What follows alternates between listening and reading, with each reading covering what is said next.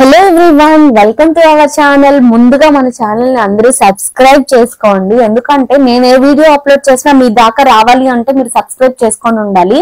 అప్పుడే మీకు వెంటనే నోటిఫికేషన్ వచ్చింది అనమాట. ఈ వీడియోకి ఒక లైక్ చేసుకోండి. ఈ రోజు నేను ప్రిపేర్ చేయబోతున్న కర్రీ బీరకాయ పచ్చి శనగపప్పు. నేను ఎప్పుడు బీరకాయని ప్లెయిన్ ప్రిపేర్ చేస్తాను. మోస్ట్లీ ఆనియన్, మిర్చి, బీరకాయలు అంతే, కొత్తిమీర ఇంకేం వేయకుండానే చేస్తాను అనమాట. ఉప్పులు కారాలు మామూలే కదా, సో అవి మాత్రమే ప్రిపేర్ చేస్తాను. ఎప్పుడో కానీ ఇట్లా నాకు మసాలాగా తినాలి అనిపించినప్పుడే ఇట్లా పచ్చిశనగపప్పు ఇవన్నీ వేసి అయితే ప్రిపేర్ చేస్తానండి. పచ్చిశనగపప్పు, అల్లం వెల్లుల్లి పేస్ట్, కొబ్బరి ఈ మూడు కాంబినేషన్ వేసి కనుక చేస్తే ఏ కర్రీ అయినా సరే బ్రహ్మాండంగా ఉంటుంది. పచ్చిశనగపప్పు ఇంకా దేంట్లో వేసి చేయగలము అంటే సొరకాయ చేయొచ్చు, పొటాటో చేయొచ్చు, వంకాయ చేయొచ్చు, సో బీరకాయ చేయొచ్చు. వీటిల్లో వేసి చేస్తే బాగుంటుంది అనమాట. సో ముందుగా ఒక బాండీ పెట్టుకొని ఆయిల్ వేసుకోవాలి. నేను ఏ కర్రీ చేసినా ఒక స్పూన్ ఆయిల్ తో పాటు ఒక స్పూన్ నెయ్యి కూడా వేస్తాను. సో ఆయిల్, నెయ్యి వేసి జీలకర్ర, ఆవాలు, కరివేపాకు, ఇంగువ, పచ్చిమిర్చి, ఆనియన్స్ ఇవన్నీ వేసి మనకు ఆనియన్స్ కాస్త మెత్తబడేదాకా మగ్గించుకోవాలండి మూత పెట్టి. నేను సిమ్ లో పెట్టి వండుతున్నాను. మీరు కావాలంటే మీడియం ఫ్లేమ్ లో కూడా పెట్టుకోవచ్చు. సిమ్ లో పెట్టి వండింది ఎక్కువ రుచిగా ఉంటుంది. హై ఫ్లేమ్ లో పెట్టి అయితే అసలు కుక్ చేయొద్దు. సో సిమ్ లో పెట్టే వండుకోవడానికి ట్రై చేయండి. ఒకవేళ మీకు టైం ఉంది అంటే సిమ్ లో పెట్టండి, లేదంటే మీడియం ఫ్లేమ్ లో పెట్టుకోండి. సో ఆనియన్స్ మగ్గిపోయిన తర్వాత అల్లం వెల్లుల్లి పేస్ట్, నా దగ్గర ఎండు కొబ్బరి ఉందండి, దాన్నే పౌడర్ చేసి వేసేసాను. పచ్చి కొబ్బరి ఉన్నా వేసుకోవచ్చు, ఇంకా ఎక్కువ రుచిగా ఉంటుంది. అలాగే ఎండు కొబ్బరి ఉంది కాబట్టి దాన్ని పౌడర్ చేసేసి వేసేసి అది కూడా కాస్త ఆయిల్ బయటకు వచ్చేదాకా వేపుకోవాలి. పచ్చివాసన అంతా పోయి ఆయిల్ బయటికి రావడం స్టార్ట్ అయింది అనమాట ఉల్లిపాయల్లో నుంచి. అప్పటిదాకా వేపుకోవాలి. తర్వాత నేను ముందుగా ఒక 5 hours వరకు నానబెట్టుకున్న పచ్చిశనగపప్పు, పొద్దున్నే లెగ్గానే మిగతా పనులన్నీ చేయడానికంటే ముందు పచ్చిశనగపప్పును నానపెట్టేసాను. ఎందుకంటే ముందే తెలుసు కదా కర్రీ ప్రిపేర్ చేస్తామని.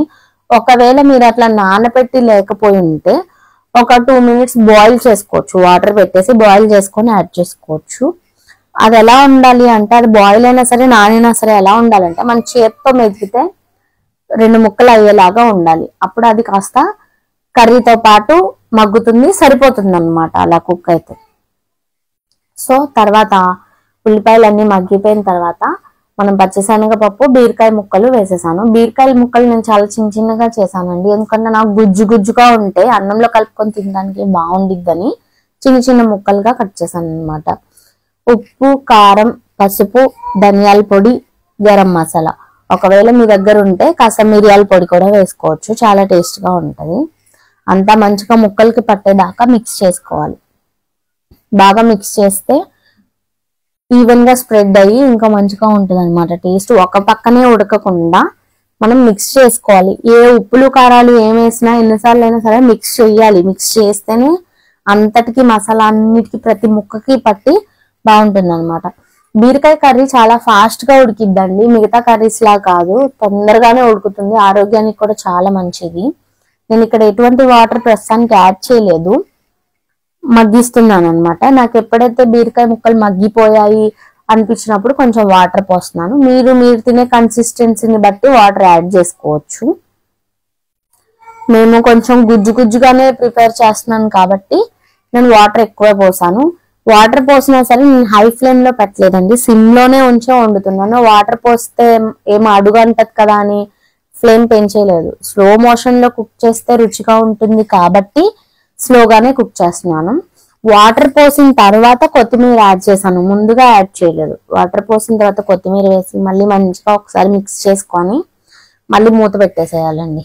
మూత పెట్టేసి ఒక 3 to 4 minutes వదిలేయచ్చు. ఏమి అడుగు అంటదు, ఏం కాదు, చాలా దగ్గర పడిపోద్ది, మంచిగా ఉడికిద్ది. మనం ఇందులో వేసిన అల్లం వెల్లుల్లి పేస్ట్, కొబ్బరి, పచ్చిశనగపప్పు ఈ మూడు ఎప్పుడైతే కలుస్తాయో మంచి మసాలా వాసన వచ్చిద్దండి. మంచిగా రైస్ లో వేడి అన్నంలో ఈ బీరకాయ పచ్చిశనగపప్పు కర్రీ కలుపుకొని తింటే సూపర్ గా ఉంటుంది. నేను దీంతో పాటు ఇక్కడ వేరే కర్రీ కూడా ప్రిపేర్ చేశాను, కాలీఫ్లవర్ 65. సో అది ఇది ఈ రెండు కాంబినేషన్ పెట్టుకొని తినేస్తున్నాము. థ్యాంక్స్ ఫర్ వాచింగ్ అండి.